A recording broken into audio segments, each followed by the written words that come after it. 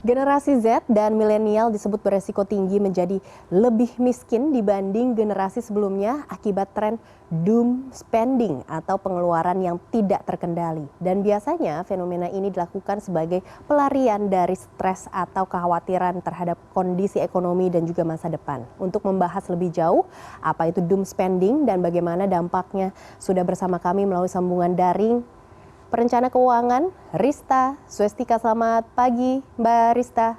Bagaimana kabar Anda? Selamat pagi. Selamat pagi Mbak Megi, Alhamdulillah kabarnya baik.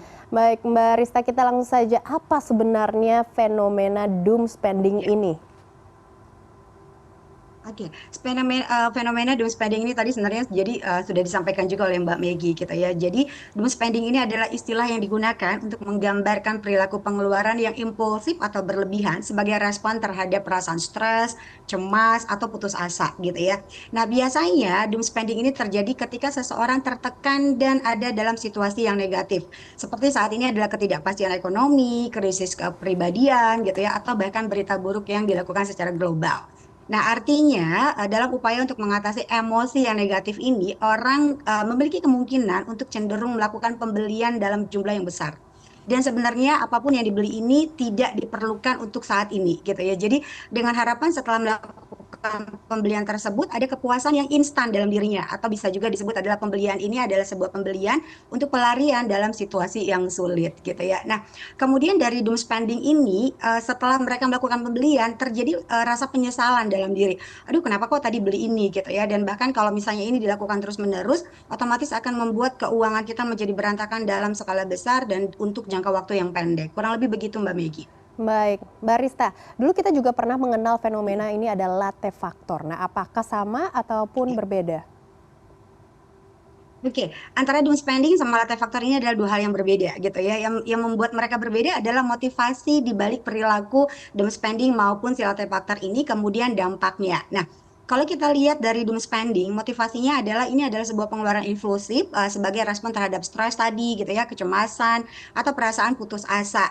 Nah, ini merupakan tindakan untuk mendapatkan kepuasan sementara dari kondisi emosional yang negatif. Sedangkan kalau latte factor tadi motivasinya adalah konsep keuangan yang menunjukkan bagaimana pengeluaran kecil yang rutin tapi nggak pernah dipedulikan gitu ya, sehingga kalau misalnya pengeluaran ini terus-menerus dilakukan ini juga akan berdampak pada kondisi keuangan untuk jangka panjang. Jadi berbeda dari sisi motivasinya, kemudian berbeda juga dari sisi efek sampingnya.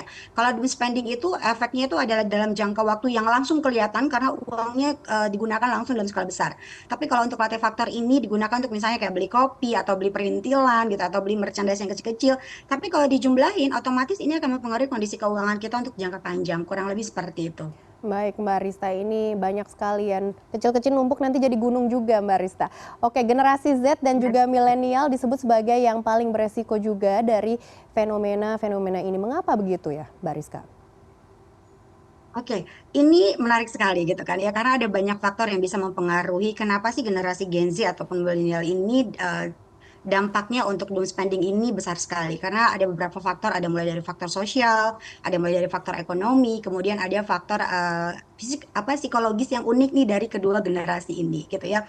Yang pertama adalah kalau kita lihat dari tekanan sosial media gitu ya, banyak banget generasi Gen Z ataupun milenial dengan adanya di strip sosial media ini mereka mudah terpapar gitu kan ya dari informasi-informasi yang terjadi gitu ya. Nah, kemudian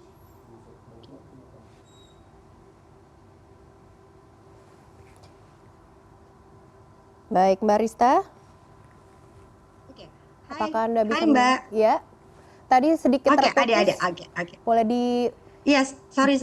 baik, boleh Jadi kita. mereka ini ada satu yang namanya ada tekanan sosial media, kemudian ada juga dari FOMO gitu kan ya. Kemudian generasi ini tuh mudah sekali untuk belanja online gitu ya, untuk mengakses yang namanya e-commerce atau kartu kredit atau pay later. Kemudian ada juga faktor dari ketidakstabilan ekonomi gitu ya, tekanan finansial kan saat ini luar biasa, di mana mungkin pendapatan saat ini masih terbatas, masih satu atau dua kali UMR, tapi kebutuhan saat ini tuh luar biasa dengan adanya dampak dari inflasi gitu ya.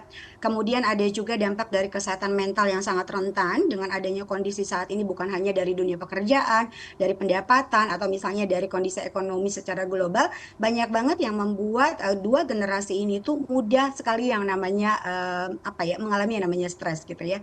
Kemudian kalau kita lihat dari sisi literasi keuangan sendiri gitu ya Mbak Megi, saat ini tuh tingkat literasi keuangan kita baru di angka 48% secara global berdasarkan Otoritas Jasa Keuangan. Sedangkan angka inklusi keuangan kita ada di 84%. Artinya terjadi gap antara ilmunya sama aplikasi di lapangan. Kemudian tadi kultur dua generasi ini adalah yang namanya kultur instan. Apa-apa mau cepet, apa-apa mau selalu ada. Kurang lebih seperti itu. Makanya kedua generasi ini rentan sekali mengalami yang namanya doom spending. Baik Mbak Rista, ini kita ingin menggali lebih dalam lagi ya. Sebenarnya doom spending ini apakah hanya dipengaruhi dari dalam diri sendiri untuk self reward atau ada pengaruh eksternal juga?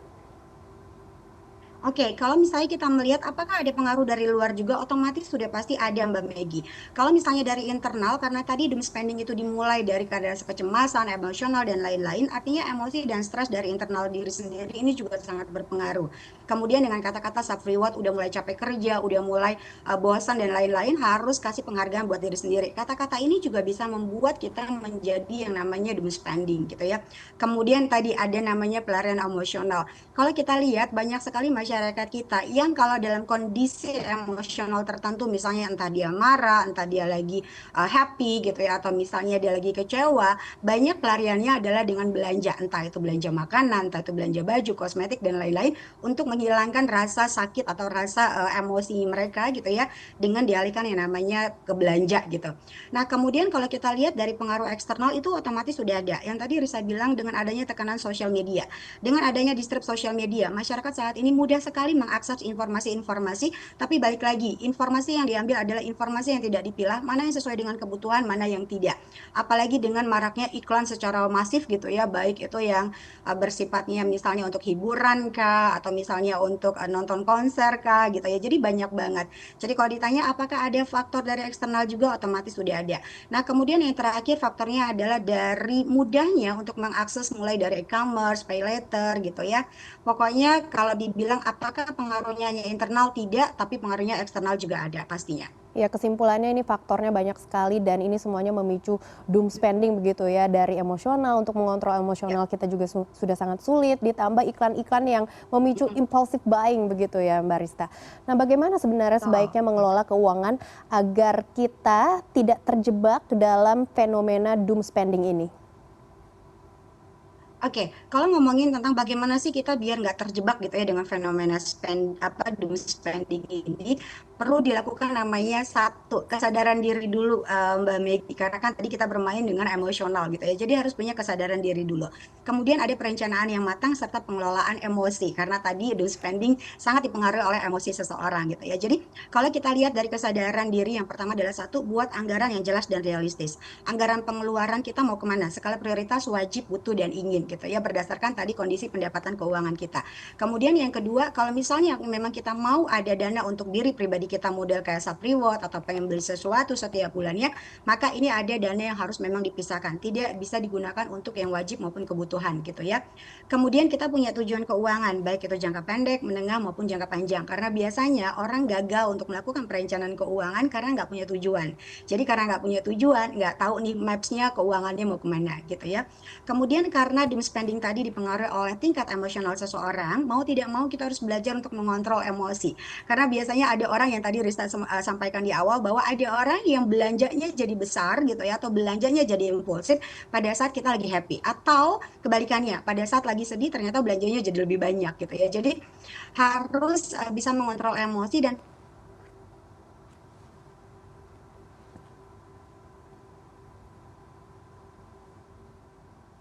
Baik, ya kuncinya sebenarnya adalah merencanakan keuangan dengan baik supaya kita tidak terjebak dalam fenomena doom spending ini. Begitu ya Mbak Rista?